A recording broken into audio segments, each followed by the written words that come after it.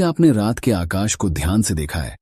जब अंधेरा धीरे धीरे धरती पर उतरता है और असंख्य तारे चमकने लगते हैं, तब आकाश में एक शांत ठंडी रोशनी फैलती है। वह रोशनी है चंद्रमा की। लेकिन हिंदू पौराणिक कथाओं में यह चंद्रमा केवल एक खगोलीय पिंड नहीं है, यह एक देवता है जिनका नाम है चंद्रदेव। चंद्रदेव को देवताओं में सबसे सुंदर और तेजस्वी माना जाता था। उनका शरीर चांदी की तरह चमकता था और उनकी शीतल रोशनी से पूरी पृथ्वी शांत हो जाती थी। रात के समय उनका दिव्य रथ आकाश में चलता था, जिसे सफेद घोड़े खींचते थे। जहां जहां उनका प्रकाश पड़ता, वहां नदियां चमक उठतीं, जंगल चांदी की रोशनी में नहा जाते और पहाड़ रहस्यमय दिखाई देने लगते। लेकिन इस चमकदार चंद्रमा के पीछे एक कहानी छिपी है, एक ऐसी कहानी जिसमें प्रेम भी है, क्रोध भी है और एक शक्तिशाली श्राप भी। बहुत समय पहले ब्रह्मांड में एक महान सृष्टिकर्ता थे, दक्ष प्रजापति। दक्ष प्रजापति अपनी बुद्धि और व्यवस्था के लिए प्रसिद्ध थे। उनकी 27 पुत्रियां थीं, और ये साधारण पुत्रियां नहीं थीं। ये आकाश के 27 नक्षत्रों का प्रतीक थीं। अश्विनी, भरणी, कृत्तिका, रोहिणी, मृगशिरा, पुनर्वसु और इसी तरह कुल 27 नक्षत्र।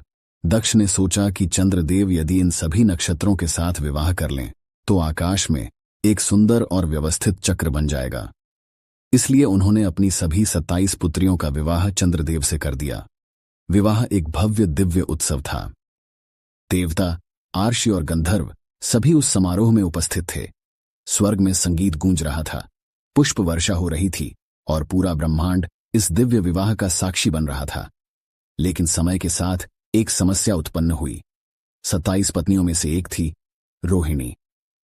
रोहिणी अत्यंत सुंदर, आकर्षक और सौम्य स्वभाव की थी। धीरे धीरे चंद्रदेव का मन रोहिणी के प्रति अधिक आकर्षित होने लगा।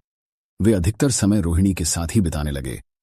बाकी 26 पत्नियां उपेक्षित महसूस करने लगीं।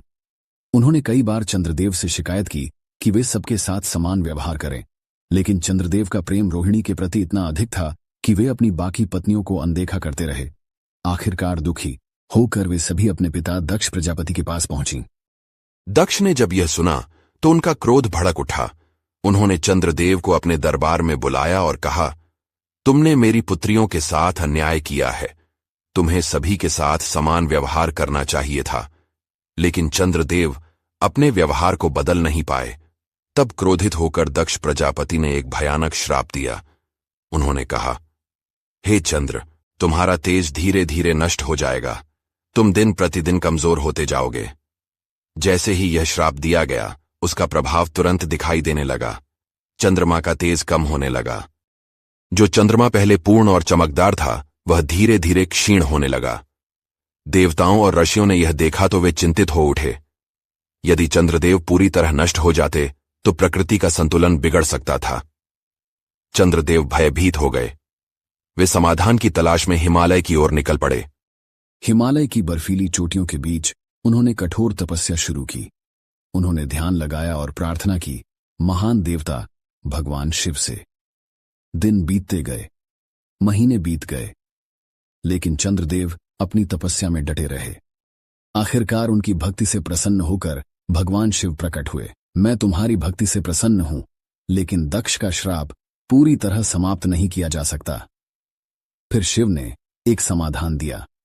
उन्होंने कहा, अब से तुम पूरी तरह नष्ट नहीं होगे।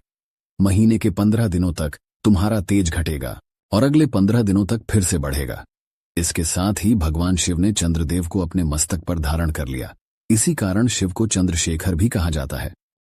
तभी से चंद्रमा हर महीने घटता और बढ़ता है।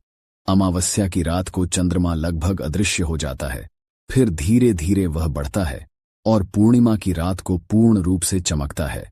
फिर से वह घटने लगता है। यह चक्र आज भी लगातार चलता रहता है। वैज्ञानिक रूप से भी चंद्रमा पृथ्वी के चारों ओर लगभग सारे 29 दिनों में एक चक्कर लगाता है और इसी दौरान हमें चंद्रमा के अलग अलग चरण दिखाई देते हैं। लेकिन हमारे प्राचीन ऋषियों ने इस खगोलीय घटना को एक सुंदर कहानी के रूप में समझाया। एक ऐसी कहानी जिसमें प्रेम, ईर्ष्या, श्राप और तपस्या सब कुछ है। और जब भी आप रात में चंद्रमा को धीरे धीरे बढ़ते या घटते देखें तो याद रखिए, यह केवल एक खगोलीय घटना नहीं है, यह दक्ष प्रजापति के श्राप और भगवान शिव के वरदान की अमर कहानी है।